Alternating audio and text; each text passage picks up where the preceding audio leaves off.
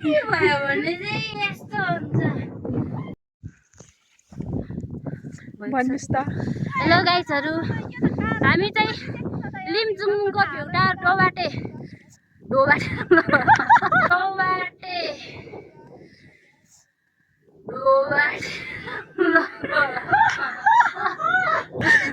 लिम्चुङको दोबाटे भन्ने ठाउँमा को हाम्रोदेखि चाहिँ यहाँदेखि चाहिँ एकदम डाँडा काँडा खोटाङ जिल्ला सबै ओखलढुङ्गासम्म देखिन्छ हैन, सोलुखुम्बु सबै देखिन्छ। अनि हामी चाहिँ हिमाल पनि विशेष गरी हाम्रो चाहिँ हिमाल पनि 8वटा हिमालहरू यहाँदेखि चाहिँ हेर्न सकिन्छ। त्यसैले आज मौका पारेर आएको। हेर्नु न अभागीको त के यहाँ सिडी लेखेपछि त राम्रो हुन्छ, घाम लाग्छ सबै देखिन्छ। फुस्रिरी भयो भने चाहिँ यस्तो हुन्छ। फुस्रिरी भयो भने चाहिँ यस्तो हुन्छ।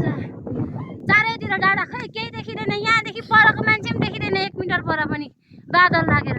के हो यस्तो साथीहरू, अन्याय भयो हामीलाई। भगवानजीले अन्याय गर्नुभयो, धन्यवाद। म यति भन्न चाहन्छु। ल ल, तपाईँलाई पनि धेरै धेरै धन्यवाद।